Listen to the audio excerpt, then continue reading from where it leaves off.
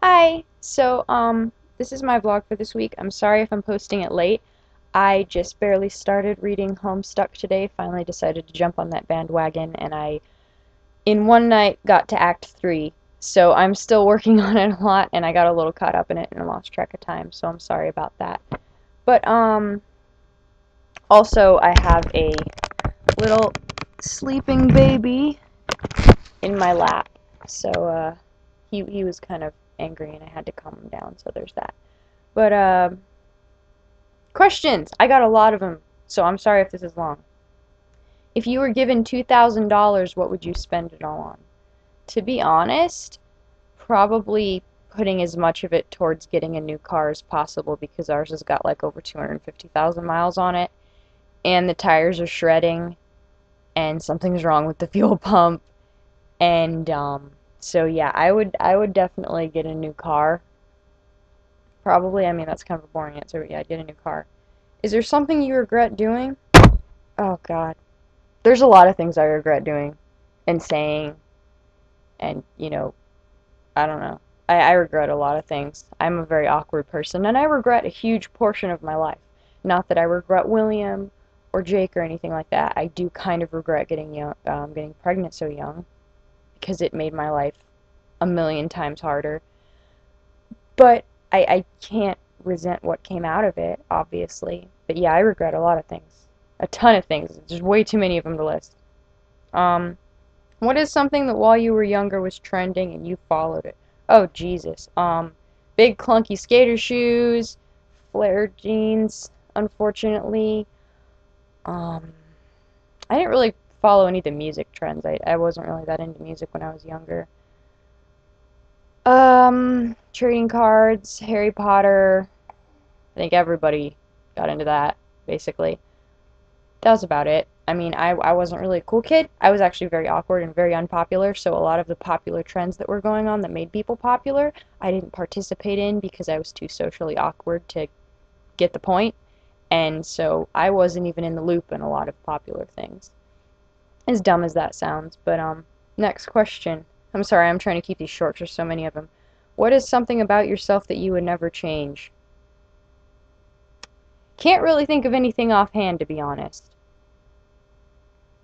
Um, I guess my compassion. I'm pretty compassionate or empathetic.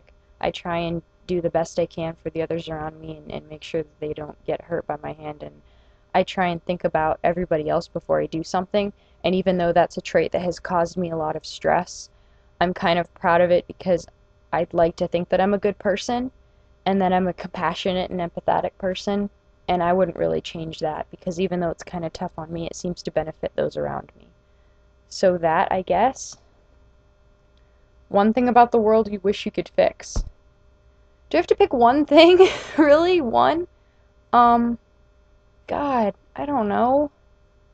I wish there wasn't so much violence and bigotry and poverty. I mean, I could go the stereotypical, cliche way and say world peace, but there's really a reason that's cliche.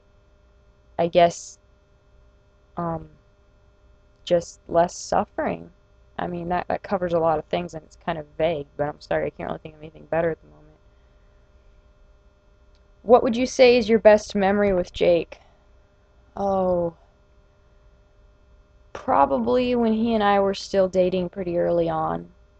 And, there's so many good memories. We used to just hang out together all day.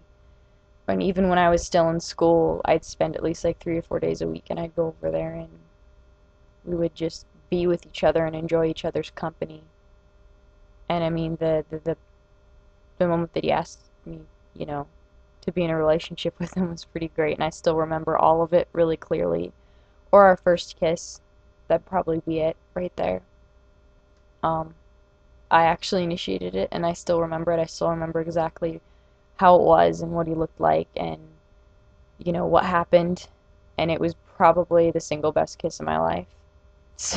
Even though we were both really awkward, it still was the best kiss of my life because I felt something that I'd never felt before.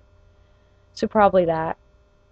And with William, probably going to be pretty stereotypical, but the first time I ever held him, because I remember the the only thing that really like ran through my mind at that moment was, dear God, all of this fit in me, because he was so heavy. He was way heavier than I was expecting. I just picked him up and it was in so much awe at what I was holding. And I was kind of in shock from all the pain, and I was exhausted because I'd been laboring for a really long time, and I was, I had some medications running through my veins, but I still remember I was in such awe of him and how beautiful he was. And I couldn't believe that I was finally holding this life that I created, that Jake and I had created. And it was just such a purely happy moment. Um, what's your favorite pizza topping? Uh, well, anything meat, you know. I don't know if you've ever ordered from Pizza Hut or anything like that, but Pizza Hut says something called Meat Lovers. That's like, sausage, Canadian bacon, and pepperoni, and that's, kind of simple, but I like it a lot. It's a good combination. And then somebody asked me last week, because they missed the deadline, what is your current 2, 5, or 10-year plan? I'm going to choose 2-year because I'm still pretty jumbled up at the moment, and my long-term plans are kind of gone to hell, obviously because of all that's happened. But my current 2-year plan is to pass my driver's test so I can drive, find some sort of new mode of transportation that isn't our car because it's really unreliable. Once I stop working for my parents, which will probably be pretty soon, because to be honest, Grandma's really old. And that sounds messed up, but she's not going to be around for much longer for me to take care of. Get a part-time job while doing schooling, and just save up enough money and build up enough money for us to become more financially stable and either move, or if Jake's business thing takes off, God willing it does, that's great for him, that's his dream, and if it does, then we're set for money anyway, so it doesn't really matter. I mean, I'll keep going to school because I want to get a degree anyways, but it wouldn't, less worries. But yeah, right now, just get independent, get a part-time job, get back into schooling, get mentally stable. That's a huge thing. I need to be mentally stable. I'm not right now, still. Quite the opposite, so I need to continue forward in my treatment and hopefully find something successful and just move on. Not be stuck in this rut anymore, not be stuck in the same spot that I've been stuck in for the past year and a half. What were the struggles you faced early on in your relationship with Jake? That's an ugly question. Not saying that you asked me an ugly question, but it's an ugly answer, rather. Jake and I were both incredibly mentally unstable. We were both unmedicated. We were both suffering from mental illness. And we were both unhealthily codependent and paranoid and delusional.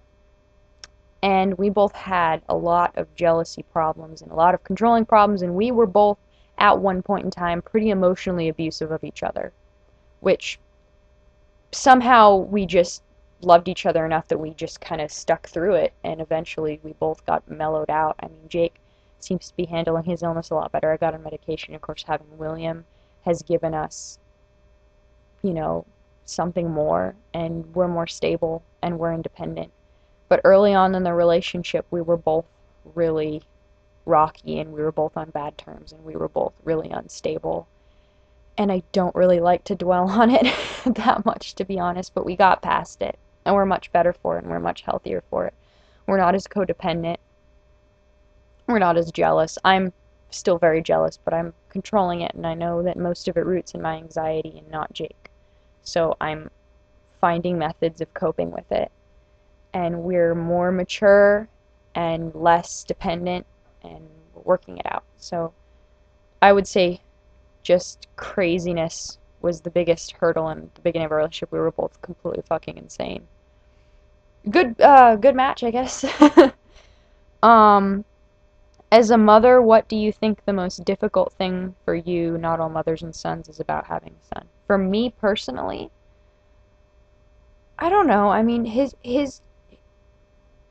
sex hasn't really affected anything in any sort of manner yet, because he doesn't understand gender roles. And we don't really enforce them that much in the house. I mean, Jake naturally wants William to be the same kind of cis male masculine type that he is.